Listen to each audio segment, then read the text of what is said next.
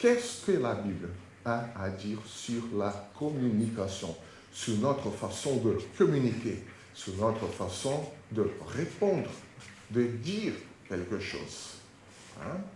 Donc, nous allons parler de la communication interpersonnelle selon le texte d'Éphésiens 4, 29. Donc, toutes les autres prédications sont déjà enregistrées sur notre chaîne YouTube. Si vous tapez Église Baptiste Montpellier, vous allez regarder la playlist développement, la Bible et le développement personnel. Nous allons déjà parler de notre identité, la compréhension de soi. Nous avons déjà parlé de l'intelligence émotionnelle. Aujourd'hui, on parle de la communication. Et pourquoi? Parce que nous sommes des êtres qui communiquent.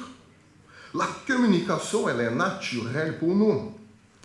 Tout comme les mots de Dieu ont créé le monde, nos paroles peuvent donner vie à de belles choses.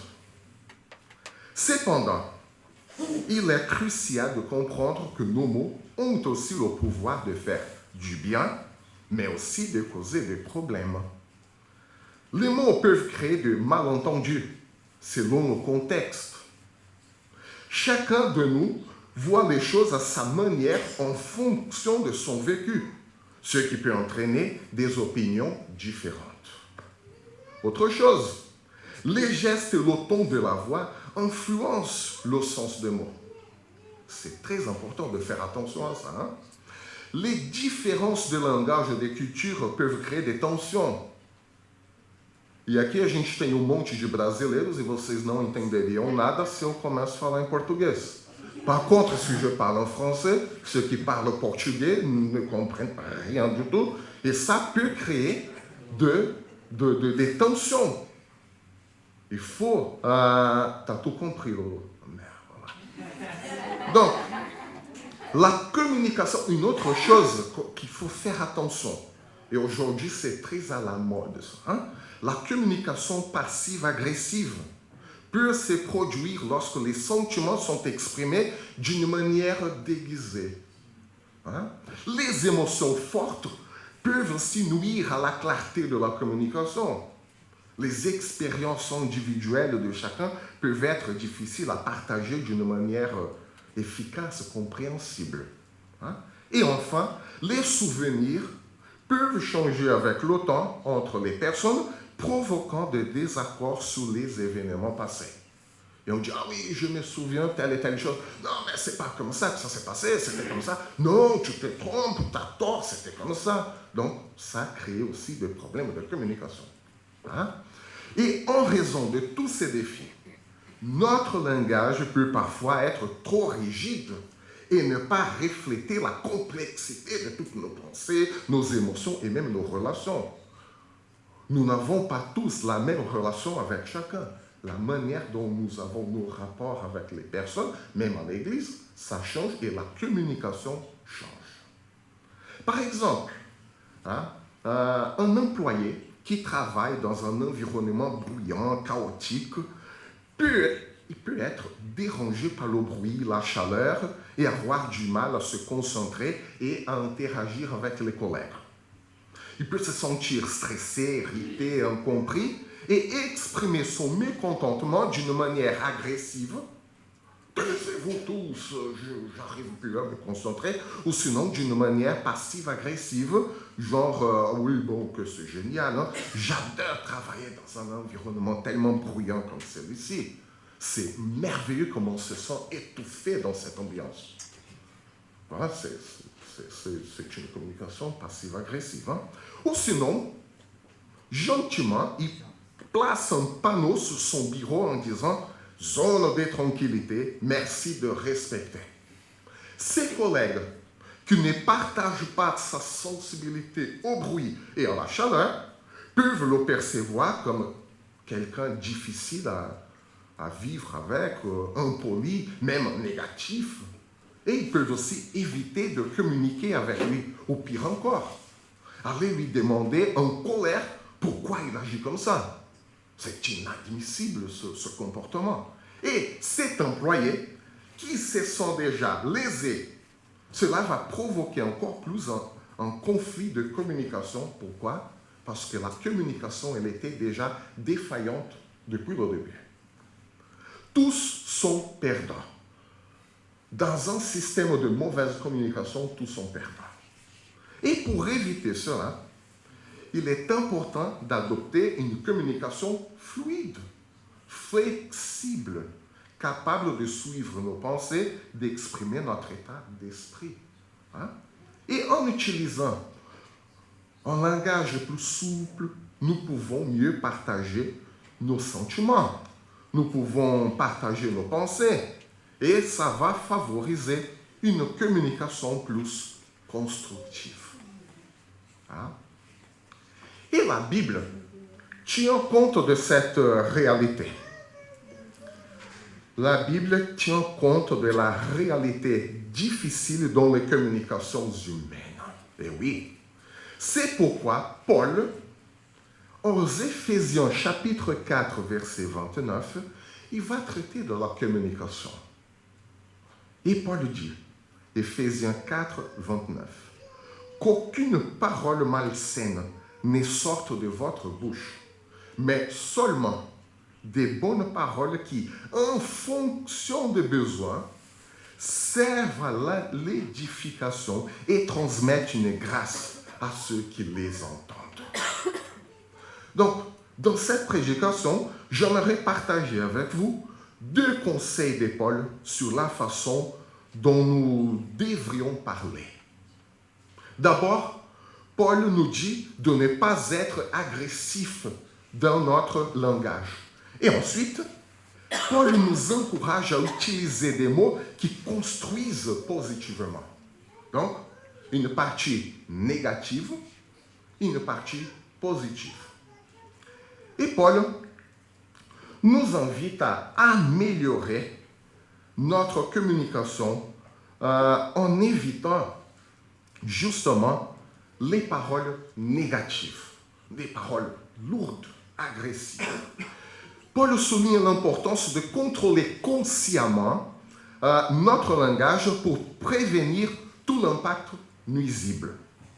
Paul nous encourage à faire preuve de volonté en choisissant des mots qui ne blessent pas. Et avant que vous ne soyez pas blessés, et merci à Richard d'avoir pris le tableau en photo, vous venez de recevoir par WhatsApp les diapos de cette prédication. Voilà. Donc, dans le texte en grec, en fait, Paul parle des mots pourris. Ce n'est pas des mots malsaines. Le texte en grec, ça parle de paroles pourries. C'est un peu comme un fruit pourri. Qui voudrait manger un fruit pourri? Ou pire encore, qui offrirait un fruit pourri à quelqu'un? Un fruit pourri ne plaît pas, c'est moche, et en plus, il peut causer des problèmes de santé. Paul dit la même chose pour les mots mal communiqués. Des paroles pourries nuisent à une relation. En grec, Paul dit, ne répondez pas des paroles pourries. Il ne dit pas, ne dites pas des paroles pourries. Il dit, ne répondez pas des paroles pourries. C'est différent. Il y a une nuance, on va voir. Quelle est la différence entre dire des choses négatives et de les propager? La clé de cette compréhension réside dans notre intention de le faire. On peut dire des choses sans vraiment les penser. Ok, on s'excuse, on demande pardon, c'est pas grave. Mais Paul, il va plus loin en demandant à l'Église de ne plus avoir l'intention de le faire. C'est ça la question. Ne pas dire des paroles pourries, c'est différent de ne pas répondre des paroles pourries. Il y a une vraie intention. Nous ne pouvons plus vouloir utiliser nos paroles pour semer la négativité. C'est ce que Paul dit aux Éphésiens. Je me demande, les Éphésiens, ils étaient vraiment... Donc, réfléchissons donc à l'impact de nos paroles sur ceux qui nous entourent. Est-ce que les gens se sentent à l'aise de nous parler? Ont-ils envie d'entendre ce que nous avons à dire? Ignorer ceux qui ne partagent pas notre désir de communication peut sembler anodin. Mais Paul nous encourage à aller au-delà de cette attitude. Bon, si je plais à personne, je me tais et c'est tout. Non, Paul dit, il ne faut pas penser comme ça. Il faut vraiment avoir envie de partager de bonnes choses. Ce n'est pas simplement se taire. Donc, Paul nous invite à être responsables de nos paroles en toutes circonstances, indépendamment des autres. Vous voyez que la Bible, elle parle toujours de nous. Elle ne parle pas des autres. Donc, ça dépend de vous. Ayez la paix avec tous. Elle ne dit pas, si les autres collaborent, ayez la paix. Non, donc ça dépend de vous. Donc, c'est toujours nous, ce n'est pas les autres. Et Paul dit la même chose. Ça ne dépend pas des autres. Hein, ça dépend de nous. C'est plus qu'une simple responsabilité, en fait. C'est un acte d'amour. Ne pas répandre des paroles pourries, c'est un acte d'amour envers les autres. Évitons de répandre des paroles négatives. Mais comment reconnaître une parole négative dans nos relations? Premièrement, il y a le jugement. Le jugement, notre préconception des autres, bloque la communication. Pourquoi? Parce que cette personne ne cherche pas à aider ou à résoudre un problème, mais à montrer la supériorité. J'ai la réponse à tout, j'ai raison sur tous les points de vue, donc les autres n'ont aucune raison, donc je juge, tous ont tort. Et là, je juge, et ça bloque en fait la communication. Hein? Les déclarations critiques, méprisantes, blessantes, créent un sentiment de culpabilité chez les autres. En répandant les critiques et les paroles négatives, on va en fait s'aimer la culpabilité. Oh, je ne suis pas tellement parfait comme cette personne qui me parle. Donc, on sème la culpabilité. Hein? Et la culpabilité va engendrer quoi chez les autres? La honte, sinon la colère. Il se prend pour qui pour me parler comme ça? Ou sinon, la violence. Hein? Deuxièmement, c'est la comparaison. La comparaison, ça sème aussi la négativité. Hein? Comparer, en fait, ne reflète pas toute la réalité.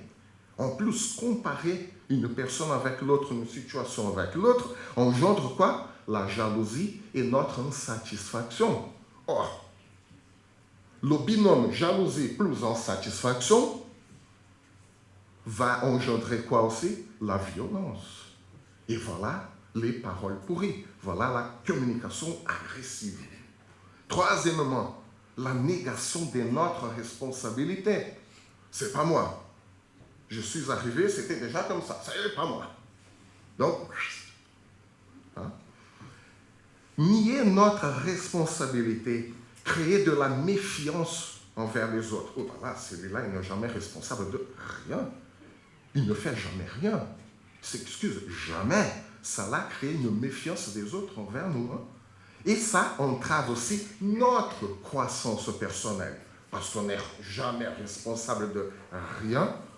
Donc, on reste toujours des enfants gâtés. Parce qu'on n'est pas responsable. Non, le pauvre, c'est pas sa faute et tout. Hein? En plus, blâmer les autres, c'est-à-dire être un distributeur de culpabilité, hein, génère également de la violence.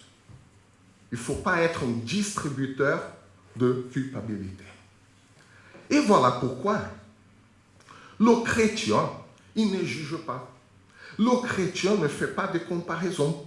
Le chrétien assume ses responsabilités.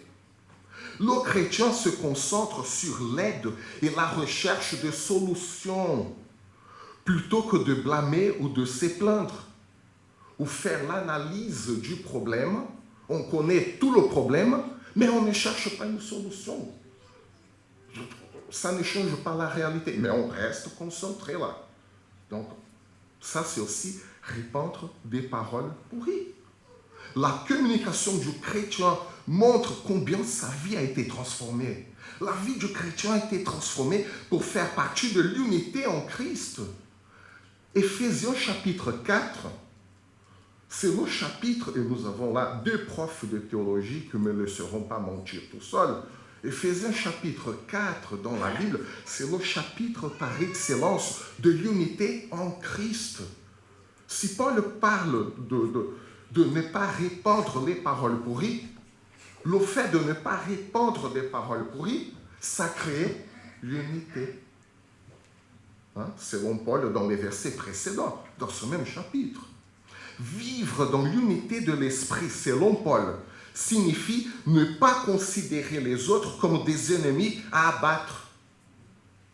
Contrairement à la mentalité du monde, c'est le monde qui va blâmer tous les autres. C'est le monde qui va être un distributeur de culpabilité. Le chrétien ne fait pas ça. L'Église résiste à cette idée.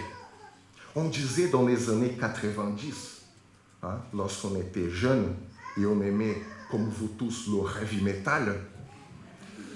Et là, non, vous n'aimez pas le heavy metal? C'est pas possible. Vincent, c'est inimaginable ça.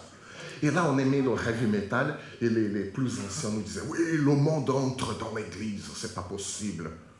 Mais je dis aujourd'hui que si l'Église, dans l'Église, on trouve des distributeurs de culpabilité, si on trouve des distributeurs de paroles pourries, là, le monde est entré dans l'Église. Et là, oui. L'Église résiste contre cette façon d'être et de faire. Si les autres ne sont pas des ennemis à abattre, il n'y a pas de menace. Parce que nous n'avons pas d'ennemis dans l'Église. S'il n'y a pas de menace, nous n'avons pas besoin d'utiliser un langage violent, grossier, lourd ou agressif. Et voilà comment l'Église doit faire la différence par rapport au monde. Et de plus, notre communication montre combien nous avons compris la conception de la sainteté. Parce que la sainteté, en fait, veut dire notre volonté, c'est être saint. Ça ne veut pas dire être sans péché. Nous sommes tous des pécheurs jusqu'à la fin de notre vie. Je suis désolé de vous dire, mais vous allez pécher. Tout comme moi. Mais la sainteté, ça veut dire la volonté de ne plus nous laisser contaminer par tous ceux qui nous éloignent de Dieu. C'est ça être saint. Ne plus avoir la volonté de faire ces choses. Être saint implique une action intentionnelle. On réfléchit. Je veux être saint. Ce n'est pas un sentiment. Aujourd'hui, je me sens saint. C'est même difficile à parler. Je me sens saint. Donc, être saint nécessite un effort de notre part pour remplacer progressivement un langage négatif par des paroles plus douces, apaisantes, moins agressives, moins culpabilisantes. Tout cela contribue à manifester l'amour fraternel. Rappelons-nous, l'amour fraternel n'est pas l'affinité avec tout le monde. Ce n'est pas ça l'amour fraternel. Mais l'amour fraternel, ce sont des actions bienveillantes envers les autres. L'affinité avec tout le monde est impossible. C'est impossible d'avoir le même degré d'affinité avec tout le monde. En plus, ce n'est pas naturel. Même Jésus n'a pas eu le même degré d'affinité. Même pas avec les disciples. Donc, alors que montrer une communication bienveillante à tous est tout à fait possible. Vous voyez, l'amour pratique. Parfois, on imagine trop, oui, l'amour fraternel, il faut aimer tout le monde et tout.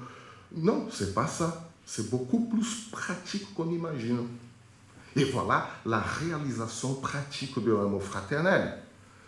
Du coup, comment adopter une communication respectueuse et constructive plutôt que d'utiliser des mots agressifs, privilégions les expressions positives.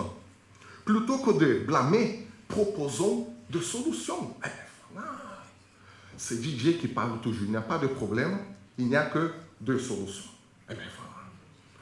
Par exemple, au lieu de dire, bon, vous n'avez pas mis telle et telle chose, je ne sais pas, sous les mails, sous la table, vous n'avez pas mis telle chose. Demandons plutôt gentiment, puis-je vous suggérer de mettre tel et tel élément là? Vous n'avez pas mis, non. Puis-je vous suggérer de le mettre? C'est positif au lieu de négatif. Pourquoi? Parce que lorsqu'on dit, vous n'avez pas, parfois c'est inconscient. Oh, on bloque déjà. On n'entend pas le reste. Hein? Non, voilà, oui, je suis d'accord. Au lieu de souligner les oublis en disant, ah non, mais vous avez oublié de joindre la pièce, tout sous les mails, on peut dire plutôt, j'arrive pas à trouver la pièce suivante. J'arrive pas. Et là, c'est la personne, ah, je n'arrive pas à trouver parce que moi, je ne l'ai pas fait. Donc, voyez, ça ne bloque pas la communication. Ça laisse le chemin ouvert. Lorsque nous désapprouvons quelque chose, évitons les déclarations catégoriques. T'as tort. Préférons plutôt, je vois des choses différemment. Je vois les choses différemment. Ce n'est pas tu as tort. Si nous sommes confrontés à une situation confuse, au lieu de demander qui a fait ça, demandons de manière constructive. Je vois qu'il manque telle et telle chose. Est-ce que je peux aider? Ça ouvre le chemin. Hein? Pour exprimer nos désaccords, remplaçons les critiques directes par des expressions plus nuancées. Au lieu de dire « tu ne comprends pas », disons plutôt « je pense que je ne me suis pas bien exprimé ». Voilà. On fait preuve de bienveillance vers l'autre. Et on se méfie toujours de nous-mêmes. Pourquoi? Parce que la Bible parle de nous, pas des autres. En adoptant ces approches, nous éliminons la violence de nos paroles, nous favorisons notre bien-être social, spirituel et même mental. Et Paul, il va contraster avec cette partie négative. Il ne faut pas être un distributeur de paroles pourries par une directive positive. Hein? Donc, Paul propose ainsi, dans cette première partie, d'abandonner les paroles pourries pour notre santé spirituelle, sociale et mentale. Et dans cette deuxième partie du verset, il dit qu'il faut dire des bonnes paroles pour édifier la vie de ceux qui nous entourent. Voilà. En fait, dans nos textes en grec, Paul fait référence à une parole qui excelle en respect, c'est le terme en grec. Hein. Une bonne parole, c'est une parole qui excelle en respect, ou sinon une parole qui est tout le temps agréable. Ce n'est pas de bonne parole, c'est une parole agréable. Parce que le seul but de nos paroles est l'édification des autres. Et là, par contre, la Bible parle des autres. Tout ce qu'on dit, c'est pour l'édification des autres. C'est génial. Je pense que Paul a été vraiment inspiré par Dieu. Hein, j'ai un soupçon. Et pour le terme édification, pour l'édification des autres, en fait, Paul passe l'idée d'une architecture. C'est le même mot pour l'architecture. Une architecture solide, bien fondée. C'est-à-dire que nos paroles doivent posséder une architecture. Quelle est l'architecture de nos paroles? Hein? Et là, nous avons la contraposition à ce que nous avons vu dans la première partie du verset. Au lieu d'être un distributeur de paroles pourries, elle est partout, et pourrie en plus. Nous devons établir une architecture bien construite avec nos mots. Ensuite, Paul affirme que l'architecture de nos paroles agréables doivent servir à un besoin, signifiant que nos paroles doivent avoir un objectif clair. La clarté de nos mots. Hein? Nous ne parlons pas de n'importe quoi et n'importe comment. En effet, le but de l'architecture de nos paroles est d'offrir une faveur que les autres ne méritent pas. Paul parle de grâce. Qui mérite la grâce? Personne. Donc, si nous devons distribuer la grâce aux autres, l'architecture de nos mots serve à l'édification des autres qui peut-être ne le méritent pas. Oui, nous donnons quelque chose que les autres ne méritent pas. Mais nous le donnons quand même. Indépendamment de mérite, indépendamment des autres, nos paroles devraient apporter une faveur à ceux qui les entendent. Et la Bible nous enseigne à échanger nos mauvaises habitudes contre des bonnes. Il ne suffit pas simplement d'arrêter de dire des choses négatives ou de rester silencieux. Il ne suffit pas, ça ne fait pas un chrétien. Comme le souligne au chapitre 4, nous sommes encouragés à être unis en Christ. Ainsi, nous choisissons, c'est un choix conscient, nous choisissons de parler de manière respectueuse, cherchant toujours à favoriser les autres, pas proprement à nous défendre. Nous cherchons à favoriser les autres d'abord. Une fois, je ne sais plus qui, mais bon, c'était un théologien, un pasteur, je ne me rappelle plus, il disait qu'un chrétien n'a pas de réputation à défendre. Le chrétien a un témoignage à donner. C'est tout. Ainsi, ce choix conscient de parler de manière respectueuse, on cherche toujours à favoriser les autres. C'est une décision de contribuer consciemment à l'unité que Christ souhaite établir en nous en tant que communauté, pas en nous que en nous, parce que nos paroles édifient les autres. L'architecture de nos paroles doit toujours promouvoir la croissance des autres. Et nous pouvons donc nous interroger. Mes paroles, ce que je dis, aident-elles les autres à grandir? J'utilise un langage positif et constructif. Mes critiques, on peut critiquer, ce n'est pas interdit, mais mes critiques visent-elles à résoudre les problèmes? J'encourage les autres ou je les blâme seulement? J'exprime mon appréciation ou je ne fais que de commentaires négatifs? Dans un monde où les critiques sont monnaie courante, là où la société s'insulte mutuellement, et où le mode de vie génère la colère, la honte, la frustration, la culpabilité, nos paroles à l'église, avec nos frères et sœurs, avec tous ceux qui nous entourent, ont le pouvoir de transformer. Soyons à contre-courant. Résistons à l'approche négative.